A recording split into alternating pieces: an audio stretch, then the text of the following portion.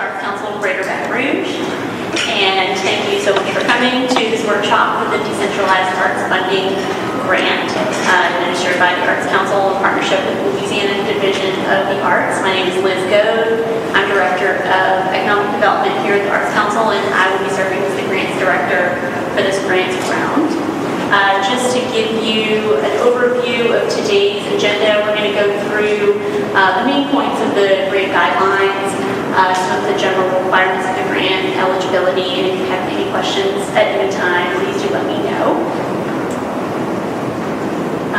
The DAF grant, or Louisiana Decentralized Arts Funding, just a little bit of background information, was initiated a little over 20 years ago with the purpose of making arts available and accessible in all parishes of Louisiana. It is funded by the state of Louisiana, and this is from the state budget that these funds come from, and facilitated through the Louisiana Division of the Arts. It is worth noting that the actual allocation of line item dollars for the arts in the Louisiana state budget is zero. So this funding is generally allocated from the tourism budget, and that was initiated in the last administration by Lieutenant Governor Jay Garden. It is also supported by the current administration, Lieutenant Governor Billy Nunn-Dester. So we're really grateful for that, for those funds, because they both recognize the arts as a really vital part of culture and tourism here in Louisiana. Those funds are provided to each parish on a per capita basis. So the amount of funding that you as an organization, the maximum that you can apply for, and the amount that's available to your whole parish is determined by the number of people who live in your parish. The Arts Council specifically serves 11 parishes within the state of Louisiana. So if your organization is domiciled in any one of these 11 parishes, you are eligible to apply through us. And you can have projects or programs going on in any part of the state. It's really just about wherever you hang your hat and where you receive mail as an organization. And those are listed here as well as on our website. And you can look at the 2018 guidelines that are posted on our website for more information about what your maximum application amount is. And we'll go over that later in this presentation as well. Who is eligible to apply for the DAF grant? As with most grants, any organizations with 501c3 nonprofit status are eligible to apply, arts organization and otherwise, and must be registered with the Louisiana Secretary of State. The website is listed here if you need to access that and determine what your registration status is. Additionally, for the DAF grant, unlike the other grants that we present, the local parish and state government agencies are eligible to apply. So that includes libraries. For example, the city of Baton Rouge could apply for a grant if it were towards an arts project or arts activity. And colleges, universities, public schools, private schools, and charter schools are eligible to apply. There are some special requirements for different types of entities that apply in terms of showing your nonprofit status. Schools, I believe, have to have a special letter of permission from a principal, so just be sure to read the fine print in the guidelines about what those requirements are. And with regards to artistic disciplines, the projects that are funded generally need to fall into one of these categories: dance, design, folk life, literature, music, media, theater, visual arts and crafts, and multidisciplinary projects are also welcome. If you do have a project that doesn't necessarily fall into one of these traditional guidelines, of course, art is ever evolving and we always welcome new ideas and projects, please contact me. We can review it on an individual basis. We're happy to do that. Who is not eligible to apply for the DAF grant? That would be individual artists. Although, as an organization, if you want to use DAF funds to hire or contract with an individual artist for a project, or incorporate them into the school program, for example, that is absolutely welcome and eligible for the grant funds.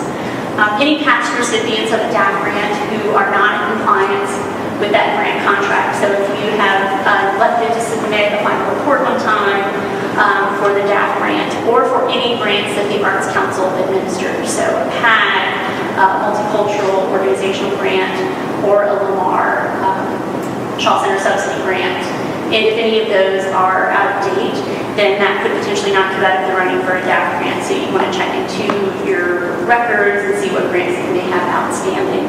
And I'm happy to help you with that as well, to confirm with our own records.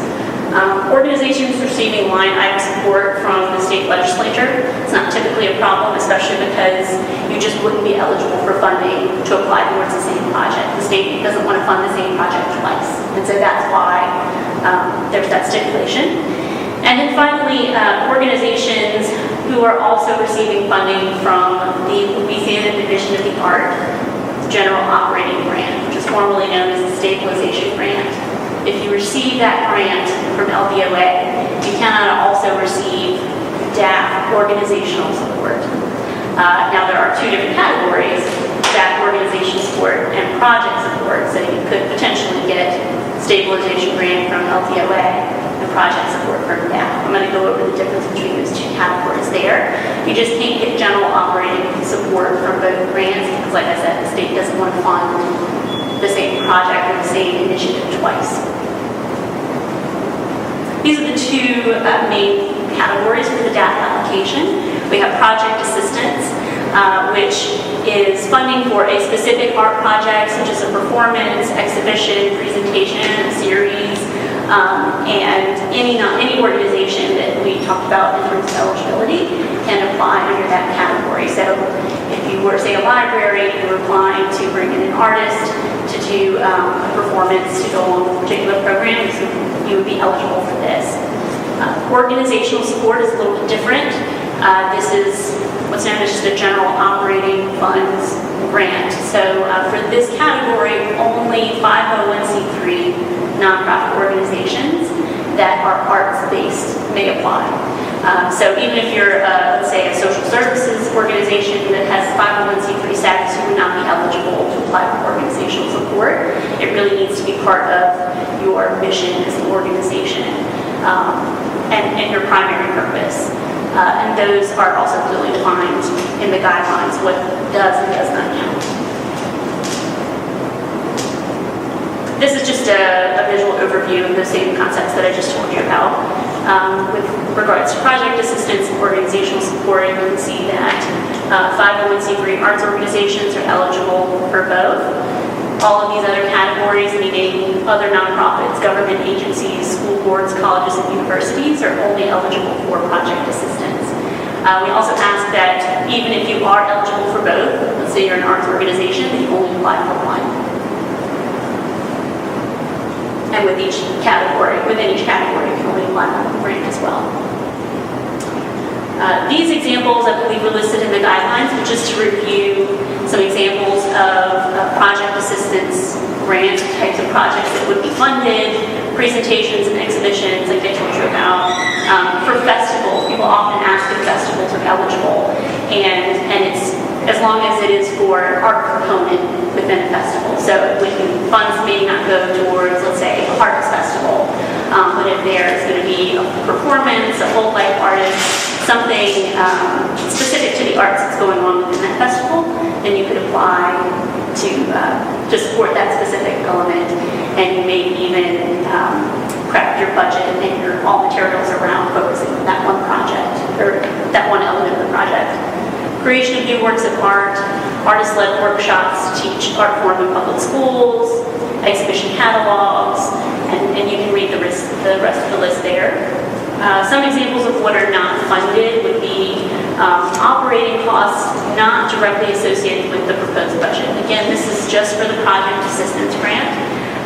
You would not be able to fund, let's say, staff salaries or indirect cost, utilities, things like that could not be funded through a project assistance grant. Any non-artistic personnel costs or non-arts oriented exhibitions. So if it were a science-based or a history-based exhibition that didn't necessarily fit within the guidelines of the arts, while it is a very meritable project, it wouldn't be eligible for this particular grant. This is a list of the evaluation criteria, and the rubric that we give to our grant panelists is based on this information you see here. So this is what they're going to use to decide what your score is for your grants and how much you'll ultimately get funded. You can see the breakdown of percentage here on which areas are weighted more heavily than others. So at the top of the list is quality and artistic merit, which includes the expertise of your artists, whether or not this project is really contributing to the field, and because it's weighted more heavily, that's really where you're going to want to spend the most time and energy in writing the grant and planning the project if you want it to be funded by a DAF grant. For need and impact, the kind of things that they're going to be looking for are: is there a need for the project in the community? Is it a duplication of efforts? Is there something similar going on already? Does it encourage access, participation, and exposure to the arts? Does it involve diverse populations, reflective of the community that you serve? And is there any kind of community collaboration with other partners? So both of those are weighted fairly heavily in the grant scoring process. Planning and design really goes towards the overall planning of your project, as it would indicate. Have you adequately allocated enough people and resources to the project? So if you're planning, a year-long series and there's only one staff person involved, or maybe only a few $1,000s allocated towards it, then that may indicate that maybe the capacity is not there to complete the project as you described it. Is there a realistic time frame proposed? Is there an effective plan for evaluating the project? And are you asking the right questions in your evaluation? And then finally, administration and budget really goes towards your overall capacity as an organization. So the general financials that you'll submit, your audit financial statements, your current budget, your general organizational materials. Do they reflect an organization that can adequately complete this project that you've described? General fiscal and organizational responsibility, and if you have applied in previous grants. So even if you're up to date on your last round of grants, if you maybe have a history of not submitting grant materials on time, then that's something that will be reflected in that application. And again, these are the evaluation criteria for the project assistance grant. We'll go over the criteria for the organizational grant later. They're similar, there's just a few minor differences. Getting into the organizational support grants. Again, you're eligible for this grant only as a 501c3 organization that is based in the arts. It can cover anything from operating expenses, overhead, salaries, utilities, you name it. It's general funds. So it's not restricted to any one particular project. For the purposes of this program, DAF defines the organization, or an arts organization, as one whose mission statement makes it clear that your primary purpose is to develop, promote, encourage, and or present the arts. For the purposes of this grant, that doesn't include history, science, and other potentially related topics. And for the amount requested, you may request up to 25% of your previous year's annual operating revenues, and no more than 35% of what's allocated for your entire parish, whichever number is lower. If you're unsure about what that number may be particularly, please feel free to contact me, and I'll help clarify. And again, just one submission is allowed per organization. The criteria here, you'll see a lot of similarities, except that for quality and artistic merit, it's weighted heavily. It's 50% of the grant is focused in this area, and that's how panelists will make their scores. And rather than looking for the artistic merit of a particular project, it's for the organization as a whole, looking at all the programs that you present throughout the year and what the value of those is, your contribution to the appreciation of the art form. Need and impact is similar to the last set of guidelines in terms of whether there's a need for your organization, if there's a duplication of efforts in all that you do, and how you will use the grant funds to further the mission of your organization. Administration and budget. Again, the panelists are going to want to see a sound fiscal history, and as shown in your financial statements, diverse sources of funding, whether it be contributed, earned income, grants, ticket sales, to show stability and sustainability. Quality of organizational planning, and compliance with Arts Council previous grants, as we So the way that these criteria are going to be scored is through a community review panel, and this is how the Arts Council administers all of its grants. This is a group of people from the community where your organization is domiciled that can include business leaders, community partners, some artists and arts leaders, no one with a potential conflict of interest for your organization. So, for instance, in East Baton Rouge Parish, we would not allow anyone to serve on a grant panel who was also applying for a DAP or who might have any particular conflict of interest with any of the applicants in that pool, say a board member or someone else who serves in a leadership role with the organization. But we do have 3 different panel locations. So within the 11 parishes we serve, they're divided into 3 regions. So someone from this parish may serve on a panel, if you're say executive director of an arts organization.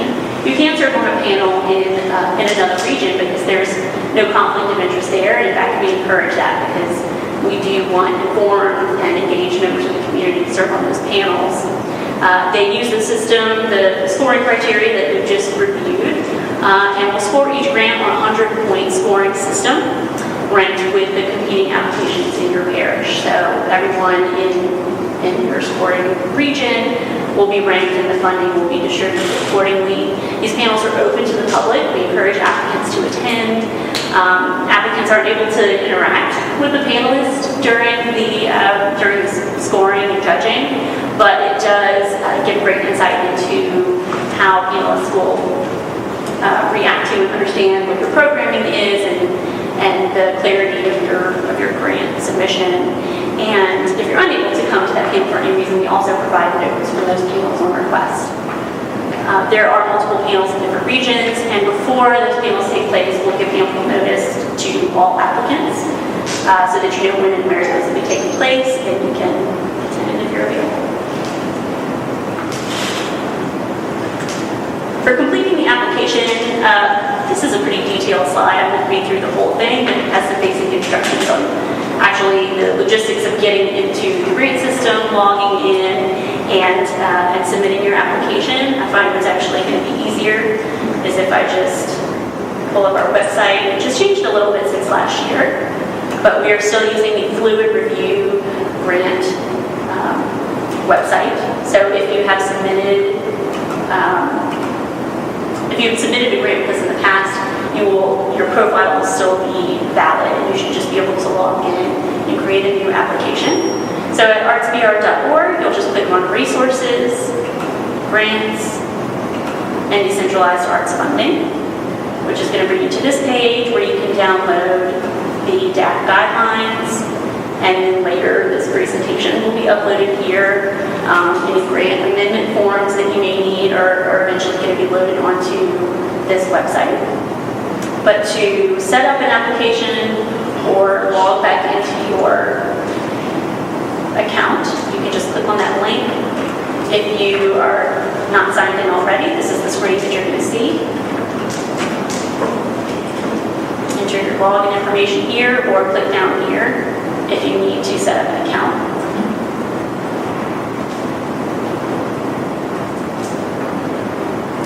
And these are 2 sample applications I've already set up, and if you need to start a new one, just click Create New Submission, and be sure to select the right grant application. If you are applying for project support, just be sure to select the Decentralized Arts Funding Project Assistance and not the Local Project Assistance Grant, which won't be due until September. So there are two to distinguish there. And if at any point throughout the process of applying for your grant or navigating the page, if you have any issues, feel free to call me. You're also welcome to contact Fluid Review directly, but I will probably be easier to get in touch with than they will, at least at first. And I have a good relationship with them, so I pretty much navigate through any tech issues you have pretty quickly.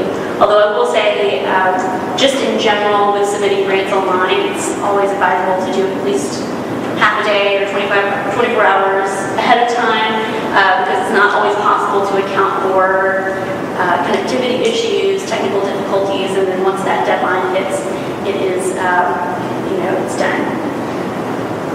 If any of you attended this workshop last year, you'll probably find that a lot of this information is the same because the guidelines for this grant haven't changed dramatically since last year.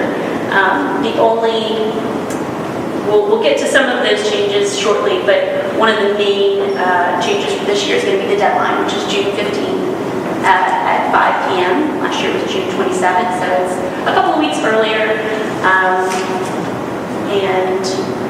and that has been updated on our website as well.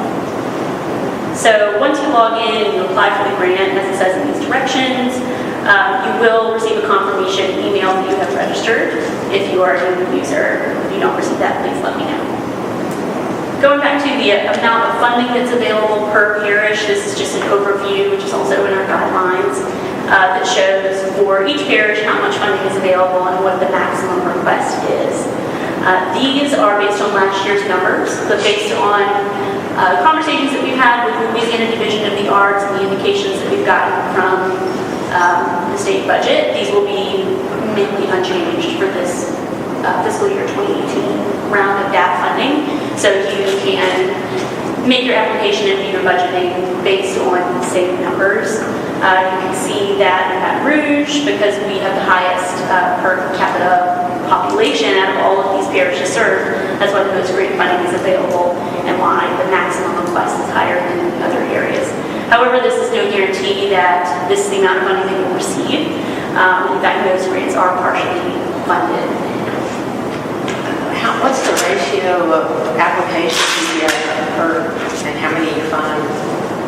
That I'm not sure. This is my first year as a grants director here. I think it varies from parish to parish. So because Baton Rouge has the most number of applicants, I would imagine that there would be more applications in Baton Rouge that cannot be funded. It's more competitive in this parish, even though there are more funds available. In smaller parishes, there are just fewer applicants that qualify for the DAP grant, and so it's certainly possible that in some parishes, 100% of applicants do get funded. And in general, the principle of the DAP grant is to fund as many organizations as possible to make the greatest impact with the funding that's available. But what we'll do before we even get to the grant panel round is that they'll go through my desk to review them for eligibility. So it may be that all of the eligible grants get some amount of funding, but not everyone who applies may meet those eligibility standards. Is there a page limit? All word limits will be listed clearly in the Fluid Review website. So what I recommend is going through each of those pages in the application to see what your word limit is, and then use Microsoft Word so that you can do some easy editing. It's pretty simple to do a word count as you go in Microsoft Word, and then as you upload it, if you put too much text into any one field, it is going to cut you off and let you know you've gone over your limit. There are also some limits in terms of file sizes for attachments. All of that is going to be clearly identified in the grant website as you go to apply. So some of the application requirements we'll review, you may be familiar with these. All applicants will have to submit a proof of nonprofit status, which is just a letter showing that you are in fact a 501c3 nonprofit organization. If you're a school or a government entity, you will not have to submit this document. Something that's relatively new for the DAP grant is submitting the DUNS number, which is just it's a way for the federal government to track how and where you're spending your money. It's relatively simple to set this up if you don't have one already, and this is a link where you can do just that. I would recommend giving yourself ample time to do this process because sometimes there can be a waiting period between when you submit your information for a DUNS number and when it's confirmed. And so you want to make sure that you leave a buffer there. Proof of parish domicile. This just tells us that you do reside, or that your organization is domiciled in the parishes that you serve. This can also, this requirement can be fulfilled by your 501c3 letter, but you can also get a certificate given by the Secretary of State. Either one of those will suffice. For a list of your organization's programming, this doesn't have to be, a 20-page exhaustive list, but it description of everything. We really just want the applicants or the panelists rather, to be able to know just a general idea of the kind of programs that you present throughout the year, whether it's an organizational support grant or a project grant. For board of directors, please be sure to follow directions in terms of the details that are requested within that board of directors list. So we don't just want a list of names.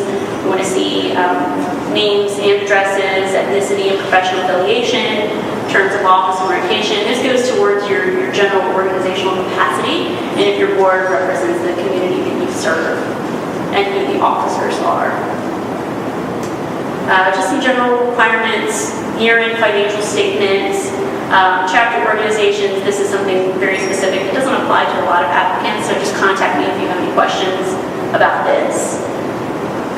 Provider of service forms is something we get a lot of questions about. So any, particularly for a project, any artists that you are hiring or project directors, really the main people who are associated with getting your project done and making it happen. That's what we want to see the provider of service forms for.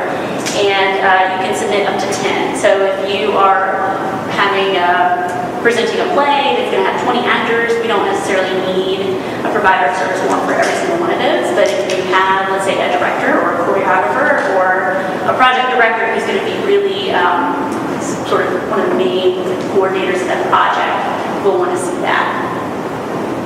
And additionally, there are some optional documents that you can upload, such as strategic plans, other supplemental materials, newspaper articles, photos point of view, especially for organizational support applicants. You're going to want to submit as many of those as you can, although be strategic about what you submit. If it's for a project grant, you don't necessarily have to submit photos of every project that you've done for the year, because these panelists will be reviewing, let's say, 20 to 30 applications in a day. And so the quicker they can get to the meat of what you are presenting, the better. Other supplemental materials, photos, brochures.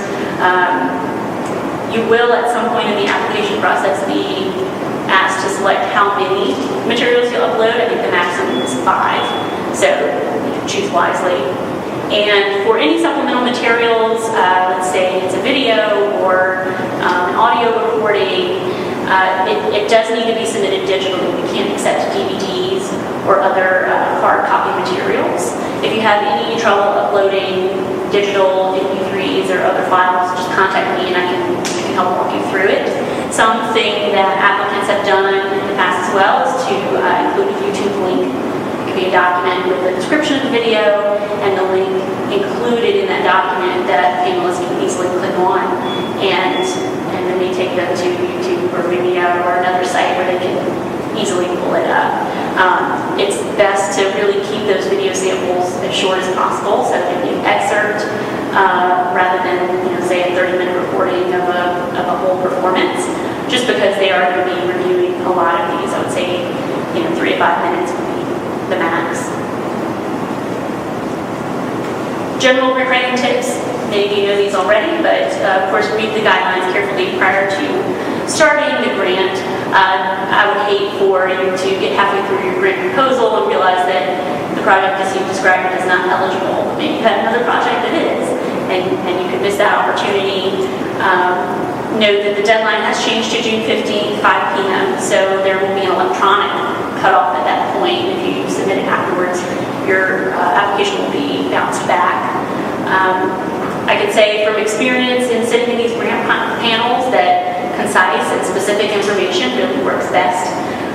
It's tempting to want to include a list of everything that you've ever done or to talk really deeply and passionately about your project, but know that many of the people reading it may have never heard of this project or your organization because they represent really the spectrum of different fields and disciplines in and around the city. So while they are engaged and informed citizens, they just may not know about your project. So be as clear as possible. And make sure that your provider of service forms and your budget are consistent. So if you say in a provider of service form that you're paying an artist $5,000 and in your budget you only have $1,000 allocated to to artist fees, then that creates a discrepancy, and we're not quite sure how that money is going to be spent. So just make sure as you edit and kind of change your project that those things match up, because that's something that frequently gets mismatched. General good rules of thumb for grants, avoid using jargon, knowing that some of the panelists may not be from the art world at all. And I always have somebody, when possible, outside the organization review the project, or the grant proposal rather, so that if they understand what it is, it's likely that the panelists will as well. Be strategic in the supplemental materials that you include, since you're limited, it looks like, to 5 attachments. And submit early to allow for technical difficulties, which is something that we talked about. For completing your budget, there is a budget template that's available in the DAF grant form, and while it's not required, you can submit a budget in a form that's more familiar to you and your organization. I will say that it certainly makes it easier for grant panelists to review yours in comparison with other organizations when we have kind of a standard budget form. If you have any problems downloading that form, or if there's anything about it that doesn't seem to apply to you, just contact me, and I can help you make whatever amendments that you need. Something that comes up a lot with grant proposals is the line item of cash, what cash refers to in the budget. So some people will list their staff time as an in-kind revenue in a grant. And while you may not be able to pay for staff salaries with this project assistance grant, we do understand that you are going to have to pay staff salaries to get the project done. It's perfectly fine to include that in the budget for the overall project, just that the DAF won't be able to fund that part. So you may say that all DAF funds will go towards the artist fees or supplies for the project or marketing material, something directly related to the arts component. And the dollars that are allocated to your staff time, that's still a cash expense. It's just that you're paying it out of the organization. So in terms of where that falls as an expense or income, it would either have to be cash or some other source of funding that you may receive in general. And then if you are going to list any in-kind contributions, which would be, if a hotel is going to donate rooms so that when your artist comes in town, they have a free place to stay and you don't have to pay for that. We do want you to include it because it shows the real cost of your project. But you need to make sure to include it in both the income, the revenue, and the expense part of your budget, because even though you're not paying out any cash for it, technically it is a project expense, and then someone donated materials to cover that expense. A new budget requirement for the DAF grant, not this fiscal year, next fiscal year will be a required cash match, and I believe it's going to be a 1-to-1 cash match. So this year, and as always, a cash match is encouraged. That means that if you receive a $5,000 grant for the project, that you also receive $5,000 in cash from other sources, whether it be other grants or individual contributions, and that just goes towards the sustainability of the project and the fiscal health of the organization overall. So certainly when panelists are reviewing those grants, they're going to look at that as something that strengthens your application this year. Next year, it will be a requirement, and those requirements come from the Division of the Arts, who sets those requirements statewide. At this point, the cash match is optional, and also in-kind contributions can make up a portion of that match. But in the future, in-kind donations will not be. That's just cash. There will need to be a cash match. Okay. Yeah, and if you have in-kind donations above and beyond that, even better, that will still strengthen your project. In-kind donation like a hotel room or something like that does not count towards the match next year. Correct. So it'd be better to pay for the room. Well, for instance, I would encourage you to really look at all of the costs that go into each individual project. So if it's $1,000 to bring in an artist, but your staff spends the equivalent of $2,500 of their time planning the project, you're paying that cash. So that cash is coming out of your organizational budget, and that would go towards a part of the overall cost of that project that you are paying. So Staff time is a cash match. staff time, marketing costs, your just general costs for any project. And you can look at your G&A budget to see how much you allocate to any one particular program. For other technical assistance, please feel free to contact me. Any of these issues, whether it's technical assistance with the Fluid Review website, or questions about whether or not a particular project is eligible or a line item budget, I am more than happy to help. I can also give feedback on grant drafts. I ask for at least 2 weeks in advance of the grant deadline so that I have time to review it and get back to you with some comments. Generally, if you email me the draft of the grant, I'll set up an appointment to talk to you over the phone about it. So rather than kind of make actual comments on a draft and send back to you, we can just discuss it over the phone. And so, especially as it gets closer to the deadline, those may start to stack up. So let me know as soon as you can. For all grants questions, I will try to answer at least within 24 hours. Meaning if you have a question about the grant proposal on the day that the grant is due, I will try my best to get back to you before then, but always it's better to call at least the day before. Even if it is a technical issue with Fluid Review, we have a really heavy volume of those calls on the day of grant deadline, so that just gives me a better chance at helping you out before the submission. General timeline for the DAP grant this year, June 15th is the deadline. Sometime in June and July, I'll be reviewing all of those applications for eligibility just to see if you meet the basic requirements, and I will contact you at that point to let you know that you've been approved for the next round to be reviewed by the panelists. In August is when the panels will need to actually review the grants and score them and make their recommendations for funding. Again, those are going to take place at 3 different locations in different parishes. I'll make an announcement of when and where that's going to be, and they will be open to the public. And applicants will have 1 week after the last panel to file an appeal. There's more information about the appeals information in the grant guidelines, and you can email me if you have any questions about that. All panel recommendations are just that, they are recommendations. None of the funding recommendations from the panel are final until it is then approved by our board of directors, which happens later in August. And in September is when we will actually send out notifications for the work winners who's been funded for the DAP grant. I'll send a letter to whoever the grant's contact is at your organization. And between October 1st and September 30th is the actual period of eligible funded activities for DAP. So your project, if you are in fact applying for project support, is going to need to take place between those dates. It's a full year, and it is, I believe, the same for the organizational support, which is towards your general funds for that period of time. When in August is the Arts Council meeting?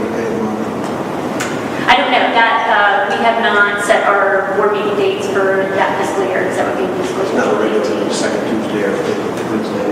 It's generally the end of the month, the third Thursday, but that was our plan for this year, so that may or may not change, and we will likely know by the time of our annual meeting on May 25th when those dates are going to be. But since the panels will be taking place in August, it certainly wouldn't be at least until the end of that month, because if we don't have a board meeting at the end of August, then we'll do some kind of electronic vote or a special session. After if a grant is funded, of course, I'll send you paperwork, contract, budget revisions. This is a partial reimbursement grant. So if you are funded, then we'll be able to request a check for 75% of the total grant up front. And once your final report is filed, you will be reimbursed for the remaining 25%, which means you'll have to expend all of the grant funds during that period, but you will receive 25% after. All DAF final report funds generally are sent in June. So no matter when you submit your final report, say your project finishes up in April, you get that report done right away. The funding isn't available to the Arts Council until early in the summer, and that's when we will distribute it.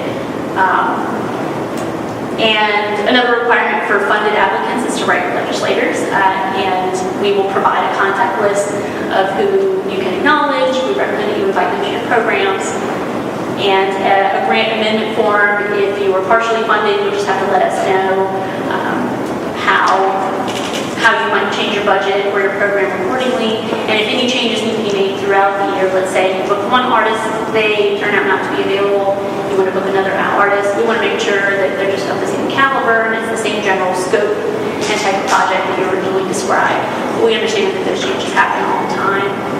I love to come and see grant-funded activities, organizations, so please let me know as soon as you can. We have an event coming up. I can put it on my calendar, myself or someone else from the Arts Council would love to attend and see what we do. And for final reports, they must be submitted online within 45 days at the end of your program or November 15th, whichever comes first. And as I said, the reimbursement funds will be available in June. This is the acknowledgement statement and logos. We will send them all this after, if and when you are funded by the grant, so no need to make note of that just yet. And of course, taking questions that you have about the DAP grant. Yes? Yeah, so there are two pots of money, right? Correct. Correct. Okay, there's the organizational support and then there's project assistance. Correct. Okay, and you have a slide, is the total pot of money for EBR $67,000? That's correct. For both? Yes, the total, Okay. and it gets divided between those two categories. Generally, there is more funding allocated to project support out of that $70,000 pot of money, but there tend to be fewer applicants in the general organizational support category. So, it may be more competitive to apply for project funds. Any other questions? Well, thank you so much for coming, and of course you can always follow up with me directly with questions, and also just thank you for everything that you do. This program is to support the creative, awesome, exciting, engaging programs that you do every single day, and it is my absolute pleasure to be able to facilitate and help that